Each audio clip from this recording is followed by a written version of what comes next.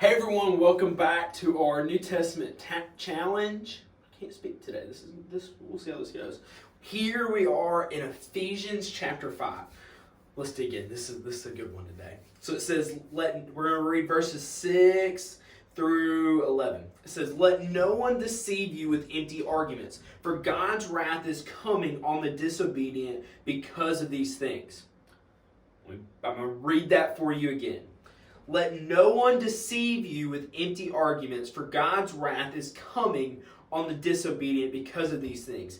Therefore, do not become their partners, for you were once darkness, but now you are light in the Lord. Walk as children of the light, for the fruit of light consists of all goodness, righteousness, and truth, testing what is pleasing to the Lord. Don't participate in the fruitless works of darkness, but instead expose them."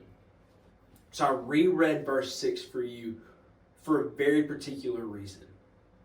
And that is, look back at it again, "Let no one deceive you with empty arguments, for God's wrath is coming on the disobedient."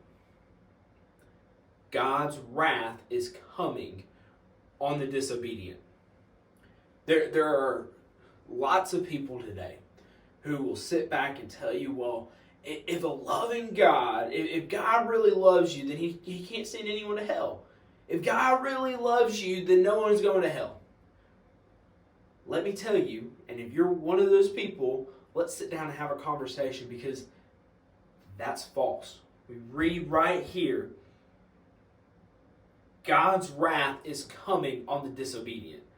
God's wrath is coming to those who do not believe in Him. And so Paul here, he's reminding the church at Ephesus. But then he's going on, and he goes in, he says, "Therefore, do not become partners with them." Don't give in to those people who are going to sit there and tell you, well, yeah, God really, He loves us and He's not going to send us to hell. Don't hang out. Don't be partners with those people. Don't engage in romantic relationships with those people. Go on. "For you were once darkness, but now you are light in the Lord. Walk as children of light." Talked about this before. We are now, if you are a believer, then you are the one who is no longer walking in darkness. And God's wrath will not be poured out on you because of His Son Jesus.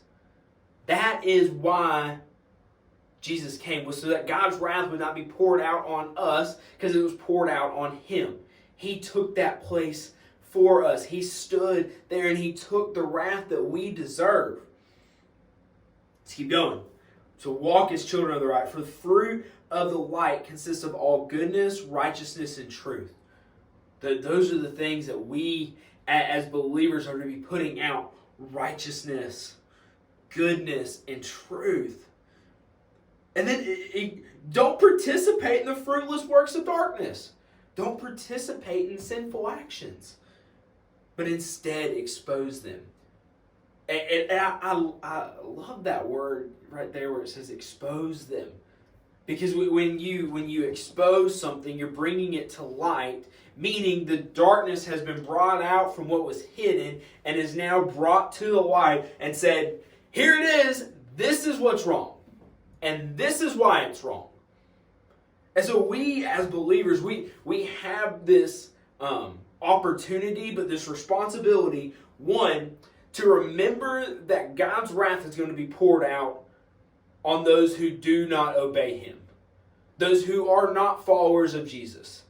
And so one, it is our job to tell people. But two, there are going to be people who don't believe in God. We see that through Scripture, that people are going to deny Him.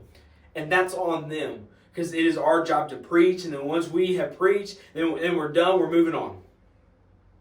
But we have the responsibility to remind those that God's wrath is coming one day. Secondly, that we have the responsibility to walk in the light, but also to produce the fruit of the light: goodness, righteousness, truth. And then go on and expose the darkness. Y'all, these short 5 verses are so powerful and they have such meaning and calling on Christians' lives, but also it's the world that we live in. There are people out there who are going to say, well, God's not real. Christianity's not real. There's no way Jesus existed. Well, I'm sorry. If you're one of those people, then you're being disobedient to God. So I challenge you, if you don't have a relationship with Jesus, come find me. Let's have a conversation. If you're one of those people who are a believer, do those things we just talked about. Hope you have a great rest of your day.